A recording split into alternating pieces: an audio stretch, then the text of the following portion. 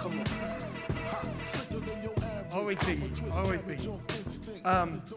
Thanks for having me, Digiday. I don't know if the clicker is working. Oh, it is working. Okay, so I'm the CEO of About.com. We are the largest collection of expert content on the internet.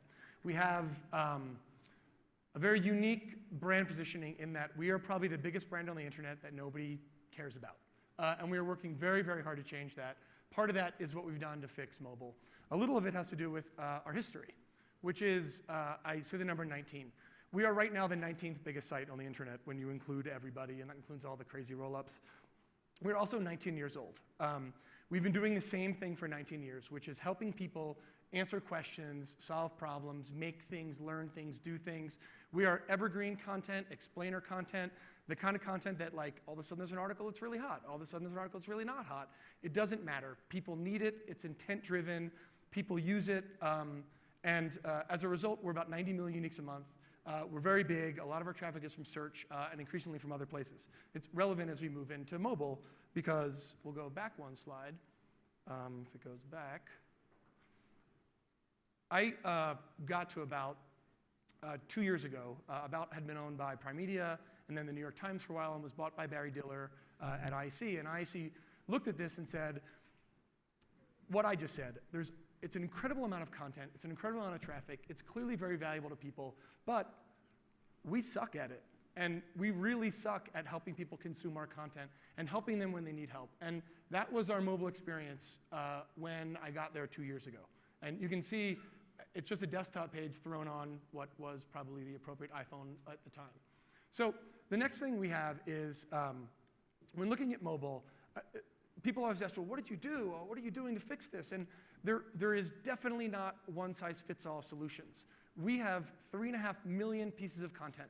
When we arrived, our new management team arrived, our content was created by our experts. And again, all of our content is created by experts that write very deeply on individual topics.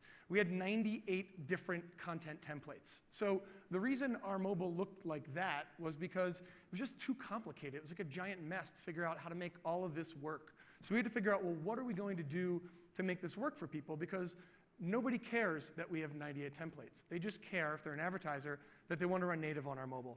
They care if they're a user that it's a seamless experience and it's fast and it's good and we answer their questions. So the next problem we had was 2005.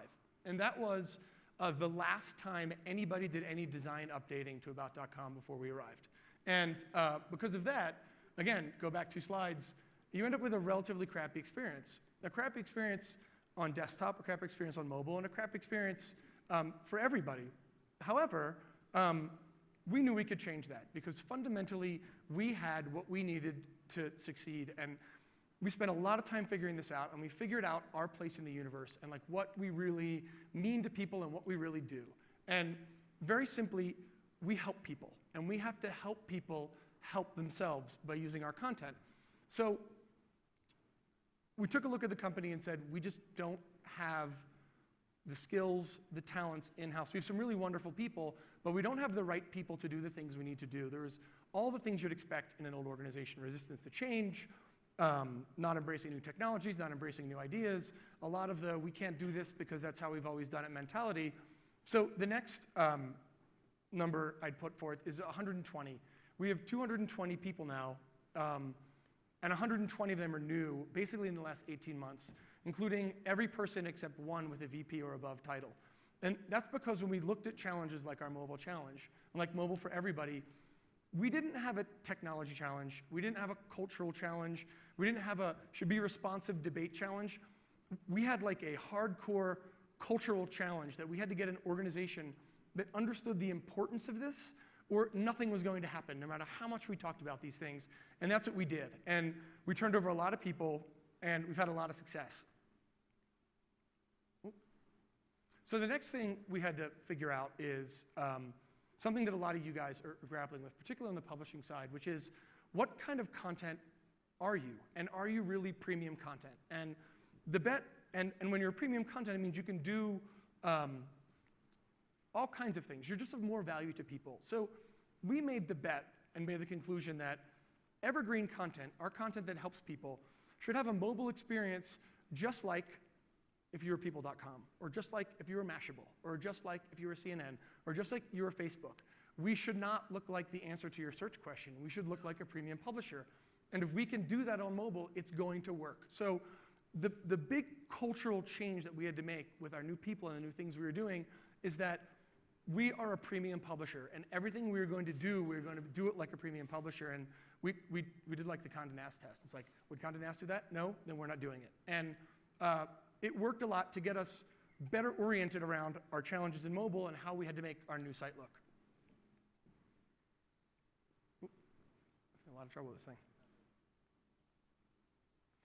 And then, I mentioned this a little bit before. We had, there is no place on the internet now for a mediocre publisher. Whether you're doing what we're doing, whether you're doing it in sports, whether you're doing it in tech news, there's no place for mediocrity. Mediocrity can't win. And we realized that we had to be great. And I think that's what we were striving for. And we focused on 3 things. And these are the 3 things we really limited anybody in thinking about. And all we cared about was, first, we need to understand what we want our product to be. We have to make a product that works. And we had a whole new product team. We hired the head of product from WebMD, who was before at Daily Candy. She came in and scoped out a product that would work and look modern and fresh. And then the second choice we had was, what do we build? We knew these 2 things, responsive and native. Native as a catch-all for, we need to have the advertising units that people want to buy.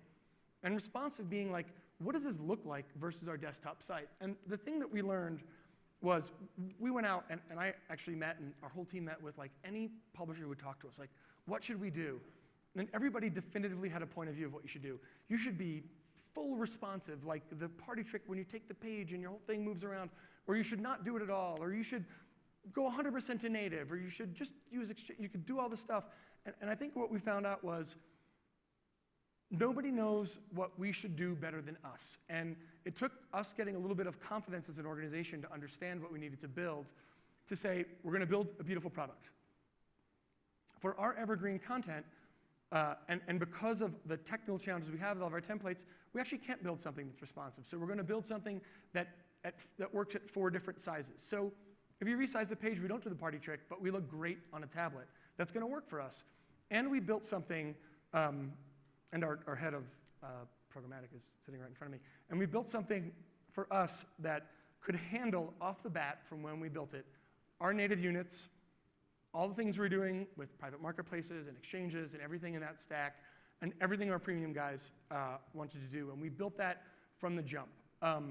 The one advantage we had from being sort of so far behind is we kind of got to blow it up and start over, which was an advantage. But the takeaway here for us was, we had to figure out what we were and do what was right for us. And like, we now get asked, because people like our product, well, what do you do and what should we do? And the answer is like, I don't know. I have no idea what you should do, but here's what we did, and maybe there's like some lesson in that. And then this is what our mobile looks like today. And you can see it's totally different. That is, on the left, that is our homepage. In the center is a channel homepage. We're organized in basically 7 different verticals of experts. And the right is what an article page looks like. And you can see it is a substantial jumping off point. All of a sudden, we look like a premium publisher. And what happens is, your people get excited. They see change works, and they get excited to work on mobile and be part of mobile, which was a huge, huge change for us. Advertisers get excited. We're taking money from people that wouldn't talk to us 18 months ago, like wouldn't return our phone calls. So everyone from McDonald's to Lowe's to Home Depot to Neiman Marcus, we're able to do things with premium. We're pulling tons of premium programmatic, as Brian mentioned, out of private marketplaces, working really well because we built something that worked for us. And then here's what happened. And again, a lot of these numbers are, I don't know if they're inflated or not inflated, because we're coming from a place where we were off the market to where we're on the market, but page views per visit and time on site since we did this, up 30% on mobile, which is remarkable. And more importantly for us, we're taking advantage of that increased engagement. And Q1 over Q1, our mobile revenue is up 40%. And what's happening is it's super simple, and Digiday was very interested in, very particular about getting takeaways from the conversation, and I was a little reluctant to come up here and spew advice as to what someone should do with mobile or not do with mobile, because I have no idea what you should do. I'm not sure what we're going to do in the next 6 months, but you have to have a culture of people that value mobile. It's half of our traffic, more than half if you include tablet. So if people are working on mobile, don't let them use machines. Make them work on their phones. Like, your product people, you need dedicated mobile product people. It works. And then everything else is secondary. Like, everything else that you need to do, if you have the right culture and you have the right product people, everything else will be in support of that. And you'll end up with an ad product that you're proud of. You'll end up with a mobile product that you're really proud of. We built something that we're really proud of. And I think the interesting thing for us is the new team has been at About for 2 years. And from an inside and from an outside, to get a very different perspective, we could feel, like you could feel the way people reacted to you when you said you worked at About.com at a cocktail party, and you could feel the way marketers talked to you within like 60 days of our new mobile site launching, which sort of went live, started the rollout this past August. And mobile is increasingly for us, it's like the gateway drug. It's the first time someone experiences About, and for us, where we're trying to reinvent an old brand and redefine what our experience is as a high-quality place to answer your questions, getting this right was really important, and knowing that we're probably 20% of where we want to be, and I can't ever see us being any more than 20% of where we want to be, just because of the nature of how fast things are moving. We're pretty excited to see where this goes. So that was it. Thanks. We're going to take this opportunity to open it up to questions. If anyone has anything that they want to ask Neil, now is your chance.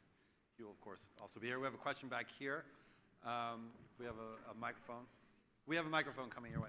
I'm coming. Thank you. What did you end up doing? Building it in-house or outsourcing it? No, I think so. We build everything in-house. We'll often use existing, something open source or something out there built on top of something, but we build everything ourselves. We use a design agency to help us, but that was a little bit more just for some of our own branding work. I think for us it was really important, even if it was going to take longer and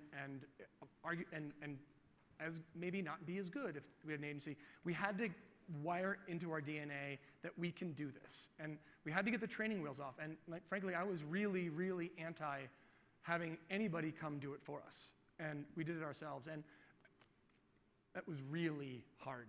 There was a lot of pain in that. But there's still pain in that. But we're at such a better place because that's what we did. I think it's also, we're very big. We're public. We're like north of 100 million in revenue. We're very profitable. And we have a very long-term view corporate parent in IAC that basically said, invest and invest and invest and build and build. And that's what we've done. And we're 2 years into it. And it's paying off in products. It's actually paying off financially. So we did it ourselves. Oh. Any other questions? Yeah, there's one here. I was wondering if you could talk a bit about video strategy, especially pertaining to mobile. Right, so you'll notice if you look at About now, we don't have a video strategy because we have no video. One of the things that when we took over 2 years ago, About had a library of 15,000 short-form videos, of which we went through all of them. We threw half of them out because they weren't of the quality that we need to be a premium publisher. It's sort of like, would Content House do that? No, then we're not either, so get rid of it. So what we've done is we actually opened a studio near our office. We have a studio in Midtown. We have an 8-person full-time video team that has very quietly for the last year been producing anywhere from 200 to 500 1 to 3 minute how-to-ish videos at the product level at which we are comfortable and that we want.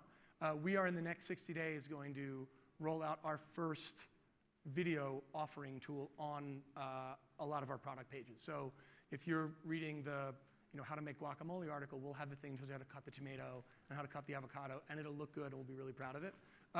It's been incredibly painful to not have video in this world. Like, we're turning down dollars. We talk about having you don't have a great product if you're a publisher and you're not doing video in some way, but that's coming. Any others? Last chance to ask Neil a question. For now, he'll be around. Thanks. Thanks, Neil. I appreciate it. All right.